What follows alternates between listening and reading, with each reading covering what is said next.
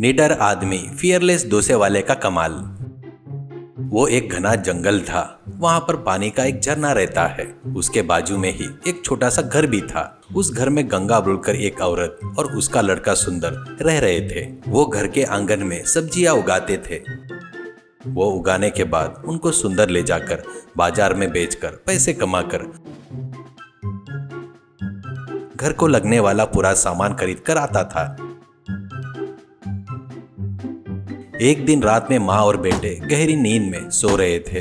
तब अचानक हवा तूफान शुरू हो जाती है। बिजली की कड़कड़ाहट के साथ बारिश भी शुरू हो गई।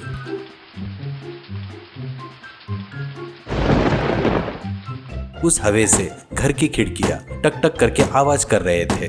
उससे माँ की नींद खुलकर उठकर बैठकर लड़के को उठाते हुए, बेटा उठ रे, तेरे को ही उठा रही हूँ रे, करके उठाती है।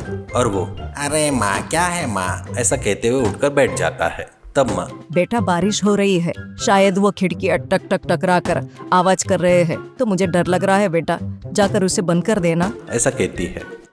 वो जाकर खिड़कियां बंद करके, ये डर शब्द मैंने अपनी जिंदगी में पहली बार सुन रहा हूँ, इतना कि डर यानी क्या है, ऐसा सोचकर माँ के पास आकर, माँ खिड़की तो बंद कर दिया है पर डर यानी क्या होता है, वो कैसे रहता है, करके पूछता है। तो माँ, अरे वो सब मुझे पता नहीं बेटा, मुझे नींद आ रही है, कहकर सो जाती है। अब सुंदर, डर क्या रहता है, कैसे रहता है, मुझे तुरंत देखना होगा, ऐसा सोचकर घर से बाहर आकर उस अंधेरे में, उस बारिश में, ओ डर तुम कौन हो, कैसे रहते हो, करके चिल्लाते हुए आगे बढ़ रहा था।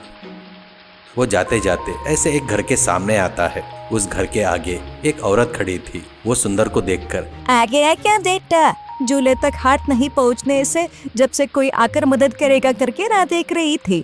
तू थोड़ा अंदर आकर मुझे अपने कंधे पर खड़े रहने दिया तो मैं ऊपर बांध कर रखे मेरे बच्चे को झूले से उतार लूंगी, करके कहती है। पर सच में वो इंसान के रूप में एक राक्षसी थी। वो सुंदर को पैरों से कुचलकर मारकर उसको खा जाना, ऐसी उसकी इच्छा थी। तब सुंदर, ठीक है चलो माँ अंदर चलो, कहते हुए अंदर आया।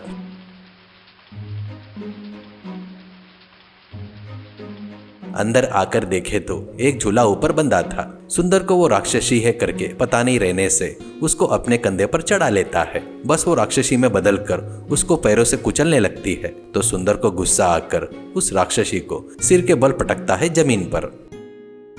बस राक्षसी डर के मारे उठकर वहां से भाग गई।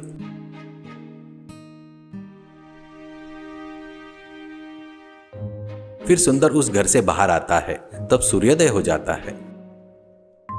वो थोड़ी दूर जाने के बाद उसको एक चोरों का गिरोह दिखाई देता है।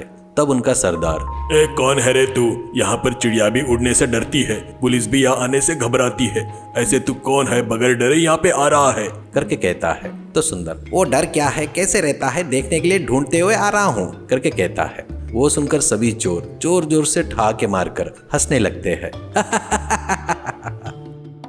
तब सरदार उसको एक तवा और गुंदा हुआ आटा देकर, वो देख उन झाड़ियों के पीछे जो शमशान है ना, वहाँ पर जाकर इस आटे से डोसे बनाकर लेकर आ, तब डर बोले तो क्या है तुझे पता चल जाएगा, करके कहता है। सुंदर, क्या डर वहाँ रहता है क्या, लाओ इधर लाओ, करके वो लेकर चला गया। अब वो शमशान में जाकर एक समाधि के बाजू में पत्थर जमा करके थोड़े से लकड़ियां चुनकर लाकर उन पत्थरों के बीच में डालकर आग जलाता है और उस पर डोसा डालकर सेकने लगता है। तभी बाजू के समाधि में से एक लंबा हाथ बाहर आकर, बेटा मुझे एक डोसा देना, ऐसा कहता है। डोसा सेकने में व्यस्त सुंदर को चिढ़ आ जाती है और वो, क्या डोसे का स्वाद दिखाओ क्या, जिंदा है उन लोगों की भूख मिटाना महत्वपूर्ण है या मरे हुए तेरी भूख मिटाना महत्वपूर्ण है, रुक जा तेरे को बताता हूँ, ऐसा बोलकर अपने हाथ के गर्म चिमटे से उसको झटका लगाता है। बस उस झटके से हाथ वापिस समाधि में चला गया। वो डोसे लेकर बाहर आया और वो चोरों को देखकर, जब डोसे बनाने में व्यस्त था तब समाधि में से एक हाथ बाहर आकर मुझे डोसा दो बोलकर बहुत परेशान किया था। मुझे चिढ़ आकर उसको गर्म चिमटे से चटका दिया, बस वो तुरंत वापस समाधि में चला गया, करके कहता है। उसका निडर बना देखकर चोर लोगों को झटका लगता है। तब सरदार, बेटे वो हाथ को तूने चटका दिया क्या, अरे बाप रे, अब तेरे को डर दिखाना हमारे बस की बात नहीं है, अब तू यहाँ से गया तो हमें पुण्य मिलेगा बेटा, तू हमको छोड़ दे बेटा, करके बोलता है। वो ठीक है कहकर वहां से चला गया। कुछ दूर चलने के बाद उसको एक बुढ़िया मिलती है और वो बेटा तुम कौन हो और इस जंगल में अकेले क्या कर रहे हो? तेरा कौन सा गांव है और तू किस कान से घूम रहा है? करके कहती है। तो वो मुझे डर बोले तो क्या है पता नहीं, वो कैसे रहता है, कहाँ रहता है, देखने की इच्छा से उसको ढूंढते हुए निकला हूँ, पर मुझे अभी तक नहीं दिखाई दिया। ऐसा कहता है। ये सुनकर उस बुढ़िया को हंसी आकर तेरे जैसे ही मेरी एक नातिन है, वो बहुत ही बुद्धिमान है, वो तेरी इच्छा जरूर पूरी करेगी। चल मेरे साथ घर चलते हैं, उससे पूछेंगे। ऐसा कहती है। वो उसे लेकर अपने घर आती है। घर में उसकी नातिन थी, उसका नाम मंदाकिनी था। उसकी शादी करना चाहिए बोलकर बुढ़िया कब से प्रयत्न कर रही थी। अब बुढ़िया बेटी इस लड़के को डर यानी क्या है पता नहीं है, सुना है तू उसको उसके बारे में बताओगी क्या? कर उसको घर लेकर आई हूँ करके कहती है। तभी सुंदर अपने बारे में उसको सब कुछ बताता है। तो मंदाकिनी अच्छा तो डर क्या है मैं दिखाऊंगी, ऐसा सोचकर पैर धोकर आओ, खाना परोसती हूँ करके कहती है। वो जाकर हाथ पैर धोकर आकर खाना खाने के लिए बैठ जाता है। तब मंदाकिनी पहले उसको चावल परोसती है। तो वो एक निवाला लेकर मुंह में डालने जा रहा था। तो वो अरे मेरी याददाश्त को क्या हो गया है, सब्जी का बर्तन लाना ही भूल गई, रुको अभी लेकर आती हूँ। कहकर रसोई में आकर वो बर्तन लेकर आकर सुंदर के आगे रखती है। तभी ढक्कन लगाकर था, उस बर्तन में से टक टक बोलकर आवाज आ रही थी। वो आवाज ऐसे क्यों आ रही है पता नहीं रहने से सब्जी लेने के लिए उस बर्तन का ढक्कन हटाता है। बस उस बर्तन में से एक कबूतर पंख फड़फड़ाते हुए बाहर वहां से उड़ गया।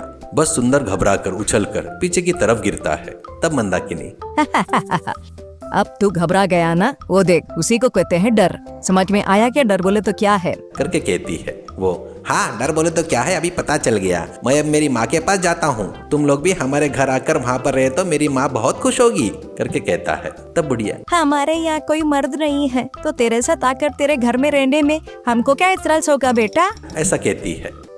उस तरह वो उन दोनों को लेकर आकर अपनी माँ से परिचय करवाता है। लड़का वापिस आया बोलकर माँ बहुत खुश होती है। वो सब लोग मिलजुल कर खुशी से जी रहे थे। तब एक दिन माँ मेरा बेटा शारीरिक मेहनत करके सभी तरह से अच्छा इंसान है, ऐसा मैं सोचती हूँ। ऐसे लड़के को मंदाकिनी जैसी बुद्धिमान लड़की पत्नी बनाकर आई तो उन दोनों की जिंदगी बहुत अच्छी रहेगी। कहकर मंदाकिनी की शादी सुंदर से करवा कर सभी लोग मिलजुल कर और खुशी से जी रहे थे।